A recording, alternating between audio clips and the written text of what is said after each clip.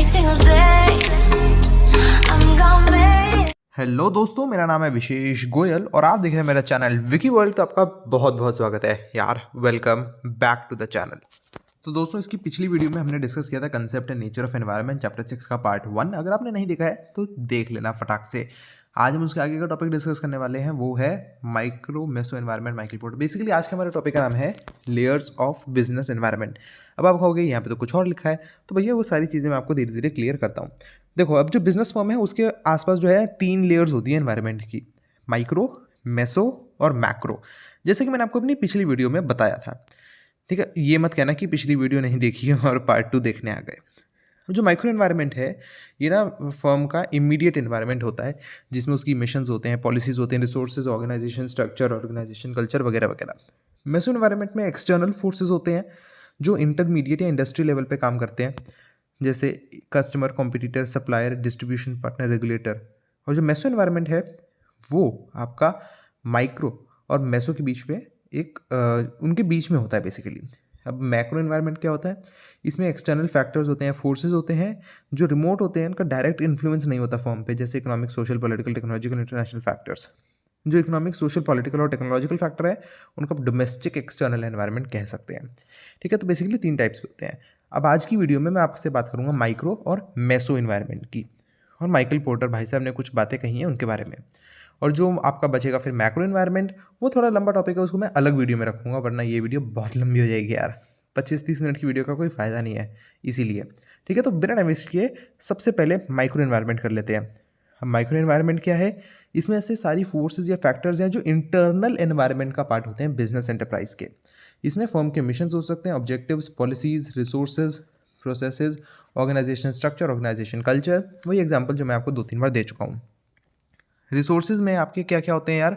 एक तो human resource होते हैं, यानी जो आपके मैनेजर्स और ऑपरेटिव एम्प्लॉयज़ हैं वो। ठीक है, उसके अलावा फिजिकल और फाइनेंशियल रिसोर्सेज होते हैं, और टेक्नोलॉजिकल कैपेबिलिटीज़ होती हैं। अब जो माइक्रो एनवायरनमेंट के एलिमेंट्स हैं वो बिजनेस के अंदर ही एग्जिस्ट करते हैं और उसकी स्ट्रेंथ और वीकनेस का पार्ट बनते हैं। तो बेसिकली जैसे कि एग्जांपल के तौर पे अगर मैं आपसे कहना चाहूँ कि जो लेटेस्ट टेक्नोलॉजी है वो बिजनेस के लिए स्ट्रेंथ की तरह है, लेकिन फाइनेंशियल रिसोर्सेज की कमी हो, शॉर्टेज हो, तो वो एक वीकनेस है उसकी। ठीक है, अब जो माइक्रो एलिमेंट्स हैं वो डिटरमाइन करते हैं कि भैया बिजनेस फर्म जो है किस तरीके से काम कर रही है और उनका एक्सटर्नल एनवायरनमेंट से कितना उनका लेन देन चल रहा है। तो बेसिकली जो आपका इंटरनल एनवायरनमेंट है माइक्रो, वो काफ़ी ज़रूरी रहता है। अब जो साउंड इंटरनल एनवायरनमेंट है वो बिजनेस फर्म को मदद करता है कि वो दूसरी फर्म्स के साथ compete कर सके अपनी इंडस्ट्री में और अपॉर्चुनिटीज़ ले सके एक्सटर्नल एनवायरनमेंट से। अब जो माइक्रो एनवायरनमेंट है उसके कुछ कंपोनेंट्स होते हैं, जैसे कि आप सामने पढ़ सकते हैं स्क्रीन पे। Mission and objectives of the firm, policies of the firm, financial, human, physical and technological resources of the firm, organisational structure of the firm, organisation culture of the firm. ठीक है, तो ये कुछ एलिमेंट्स थे इसके। फिर बात करते हैं मेसो एनवायरनमेंट की। अब मेसो एनवायरनमेंट क्या है? उसमें सारे एक्सटर्नल फोर्सेज होते हैं जो बिजनेस पे इंटरमीडिएट या फिर इंडस्ट्री लेवल पे काम करते हैं। दूसरे शब्दों में अगर हम इसको समझें तो ये माइक्रो एनवायरनमेंट और मैक्रो एनवायरनमेंट के बीच का हिस्सा है।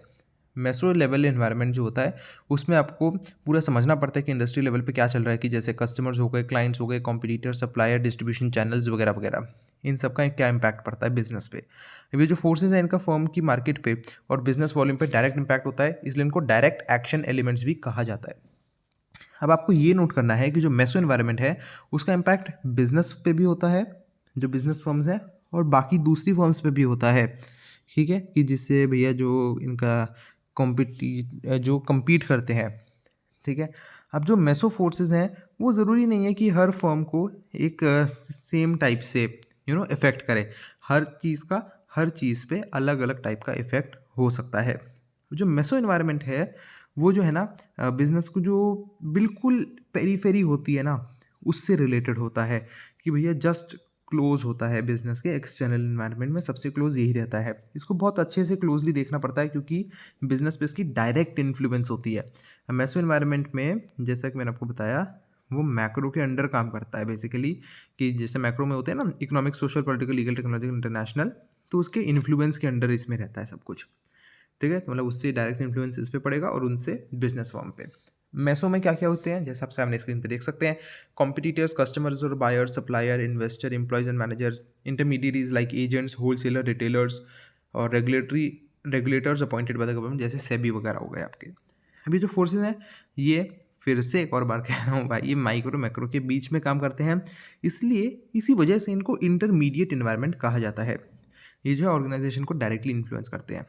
अब नेक्स्ट टॉपिक की बात कर लेते हैं, वीडियो का आज का आखिरी टॉपिक, वह Michael porters framework of industry analysis. जो माइकल ई पोर्टर नाम के व्यक्ति हैं या थे, उन्होंने तो बेसिकली यहाँ पे इंडस्ट्री से रिलेटेड कुछ कुछ बातें कही हैं। उन्होंने कहा है कि जो कंपटीशन है उसकी कुछ इंटेंसिटी अलग अलग हो सकती है, और जो इंटेंसिटी या लेवल है उसका वो कुछ बेसिक कॉम्पिटिटिव फोर्सेस से डिटरमाइन किया जाता है। पोर्टर ने इनको 5 अलग अलग टाइप के एनालिसिस में डिवाइड किया है। सामने आप फोटो देख सकते हैं। अब ये ना काफ़ी बढ़िया तरीका रहता है, डेप्थ में सारी चीज़ें कवर कर लेता है कि भैया बिजनेस को किस किस तरीके से कंपटीशन सहना पड़ सकता है, ठीक है, उसके बारे में है ये। तो जैसा आप फोटो में देख सकते हैं, 4 तो बाहर से हैं और एक उस बीच वाले बक्से में ही है। तो बेसिकली वो 5 पॉइंट्स क्या हैं, जैसे आप स्क्रीन पे देख सकते हैं, threat of new entrance, rivalry among existing firms, threat of substitute products and services, bargaining power of buyers and bargaining power of suppliers, ठीक है, जैसा वही जो फोटो में था वही है ये सब।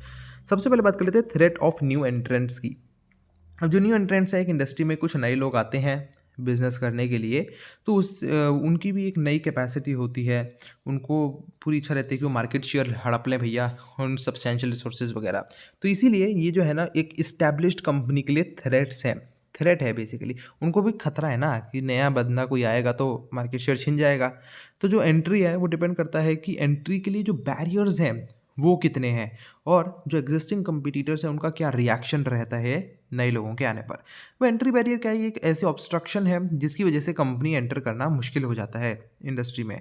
एग्जांपल के तौर पे अगर मैं लूँ कि अगर FMCG जो मार्केट जो है अपना सेक्टर है इंडिया का, उसमें एक नई कंपनी का एंटर होना बहुत ज़्यादा मुश्किल है, क्योंकि एक तो जो प्रोडक्ट डिफ्रेंसिएशन है वो बहुत ज़्यादा है, और जो स्ट्रॉन्ग डीलर डिस्ट्रीब्यूशन नेटवर्क है उसकी ज़रूरत होती है। भैया उसका सामान अब इंडिया के एक एक छोटी छोटी दुकान पे पहुंच सके गलियों में, वो बहुत मुश्किल रहता है।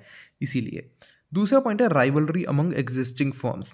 अब एक कॉम्पिटिटिव मूव जो है अगर कोई लेती है फर्म, तो उससे जो है उसके कॉम्पिटिटर्स पे फ़र्क पड़ता है, जिसको आप नोटिस कर सकते हो सकता है कि वो भी ऐसा कोई मूव ले ले, काउंटर एफर्ट्स वगैरह करें, ठीक है। एग्जांपल के तौर पे अगर मैं लूँ तो जब PC इंडस्ट्री में डेल ने एंट्री ली अपनी, तो पहले से वहाँ पे IBM चलता था जो डोमिनेट करती थी इस इंडस्ट्री को, फिर वहाँ पे डेल ने एंट्री ली, ठीक है, और देखते ही देखते फिर आपके एप्पल, कॉम्पैक, उन्होंने अपनी कॉम्पिटिविटी लेवल को इंक्रीज़ कर दिया, कि इतने लेवल पे इंक्रीज़ कर दिया कि अगर कोई प्राइस रिडक्शन होता है या फिर न्यू प्रोडक्ट इंट्रोड्यूस किया जाता है तो बाकी PC वाले भी सिमिलर मूव्स कर लेते हैं, ठीक है। तो मतलब यार इसको ना, मतलब एप्पल को उनसे मत कंपेयर करना आप कि भैया मैं तो HP और डेल के लैपटॉप को कंपेयर करूँ एप्पल कैसे, इतना नहीं होता भाई, उनके तो प्राइजेज़ आसमान का फ़र्क है भाई, है ना। तो बाकी का मैं बात कर रहा हूँ, तो इनके थोड़े बहुत प्राइजेस का फ़र्क होता है, तो बाकी लोग भी बदल लेते हैं। थर्ड पॉइंट यहाँ पे रहता है थ्रेट ऑफ सब्सटीट्यूट प्रोडक्ट्स और सर्विसेज। अब सब्सटीट्यूट प्रोडक्ट आ सकता है। अब यहाँ पे आप कहोगे कि भैया अभी तो तुमने बताया था कि कोई और फर्म आ रही है अपना काम करे, नहीं, मैं यहाँ पे किसी फर्म की बात नहीं कर रहा हूँ। वो फर्म आएगी तो सेम प्रोडक्ट बनाएगी, मैं बात कर रहा हूँ प्रोडक्ट ही अलग होगा। एग्जाम्पल के तौर पे बता सकता हूँ, क्योंकि वो ना होंगे तो अलग अलग पर एक ही नीड को सेटिस्फाई कर सकते हैं। जैसे आजकल लोग चीनी नहीं डालते चाय वाय में, खाने में क्या डालते हैं, शुगर फ्री। तो क्या शुगर फ्री शुगर है? नहीं, बिल्कुल नहीं, लेकिन वो शुगर को रिप्लेस कर रही है, तो ये उसके लिए एक थ्रेट है शुगर कंपनीज के लिए। अब भाई पहले लोग पानी पीते थे, उसको उन्होंने कोल्ड ड्रिंक से रिप्लेस कर दिया कि चलो भैया हम तो कोल्ड ड्रिंक पियेंगे, पानी क्यों पिए, और फिर अब वो जो कोल्ड ड्रिंक है धीरे धीरे ना बॉटल वाटर से रिप्लेस हो रही है। तो बेसिकली दोनों प्रोडक्ट्स तो अलग अलग हैं, पानी अलग है, कोल्ड ड्रिंक अलग है, लेकिन एक दूसरे के राइवल हैं भाई, कि ये बिकेगा या वो बिकेगा, समझ रहे हो ना, ठीक है। तो अब जो पोर्टर भाई साहब हैं उनके अकॉर्डिंगली जो सब्सटीट्यूट है वो लिमिट करते हैं कि एक इंडस्ट्री के पोटेंशियल जो रिटर्न्स हैं, कि भैया वो क्या करते हैं कि प्राइजेस की पे सीलिंग डाल देते हैं, और जो इंडस्ट्री है वो प्रॉफिटेबली रन नहीं कर पाती ज़्यादा, कि जाहिर सी बात है ना कि लोग कहेंगे ना कि भैया मैं अपना प्राइस कम रखता हूँ ताकि वो लोग कुछ और ना खरीदें, इसीलिए। अब जो स्विचिंग कॉस्ट्स काफ़ी लो होती है तो सब्सटीट्यूट जो है उनका काफ़ी स्ट्रॉन्ग इफेक्ट पड़ता है एक इंडस्ट्री पे। जैसे कि मतलब ज़्यादा कोई महंगे नहीं होते उनके सब्सटीट्यूट तब। जैसे चाय है, वो कॉफ़ी का सब्सटीट्यूट है। लोग लड़ने लग जाते हैं, चाय अच्छी है, कॉफ़ी अच्छी है। लेकिन अगर ऐसा हो कि कॉफ़ी के प्राइस बहुत ज़्यादा बढ़ जाएँ, तो कॉफ़ी ड्रिंकर भी जो है ना धीरे धीरे चाय पे आ जाएंगे। भाई हम तो कॉफ़ी नहीं पी रहे, बहुत महंगी हो गई है, चाय पियेंगे। लेकिन हाँ, जो वो लोग होते हैं ना कि भाई हम तो चाहे ज़मीन बेचनी पड़ जाए हम तो कॉफ़ी ही पियेंगे, मैं तो चाय पीऊँगा नहीं, उनका तो कुछ हो नहीं सकता। लेकिन बाकी सब लोग जो है कॉफ़ी छोड़ के चाय पीने लग जाएंगे अगर कॉफ़ी के प्राइसेस बहुत ज़्यादा बढ़ जाते हैं तो। ठीक है, तो जो टी का जो प्रिवेलिंग प्राइस है, इसीलिए वो एक सीलिंग लगा देता है कॉफ़ी पे कि भैया कॉफ़ी वाला अपने प्राइस बहुत ज़्यादा नहीं बढ़ा सकता, वरना लोग उसका प्रोडक्ट खरीदेंगे नहीं, चाय पीने लग जाएंगे।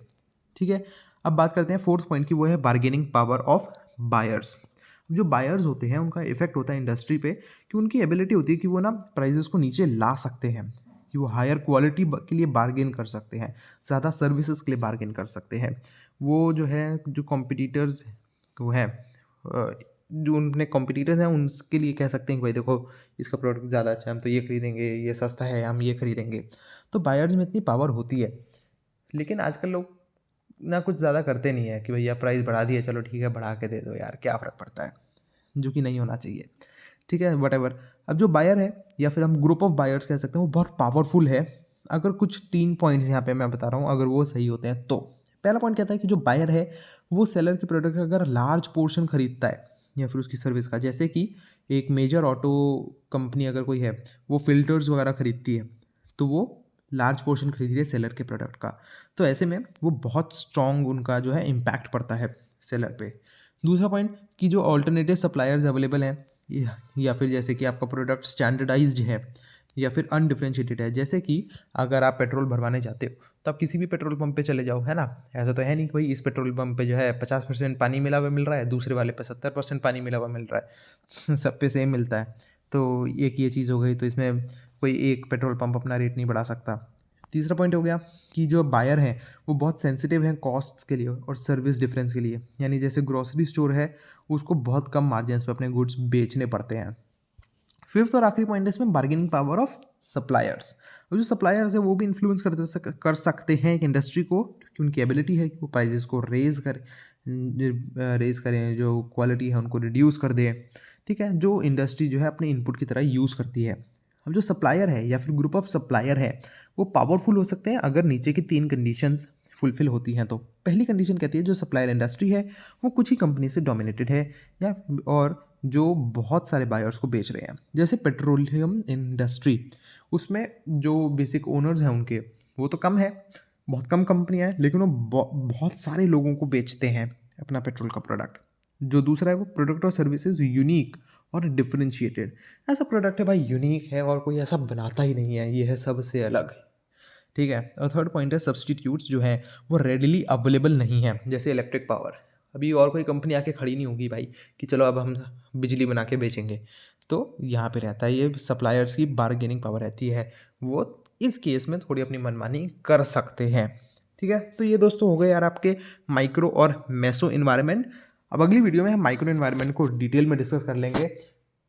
उम्मीद है आपको सब कुछ समझ आया होगा। फिलहाल की वीडियो में इतना ही। अगर सब कुछ समझ आया है, वीडियो पसंद आई है तो लाइक ज़रूर कर देना, चैनल सब्सक्राइब करके बेल आइकन को ज़रूर दबा देना। इसका लिंक अपने हर दोस्त को भेज दो, फ़ायदा सबका होना चाहिए। मैं मिलता हूँ अपनी अगली वीडियो में, तब तक के लिए tata bye bye and thank you.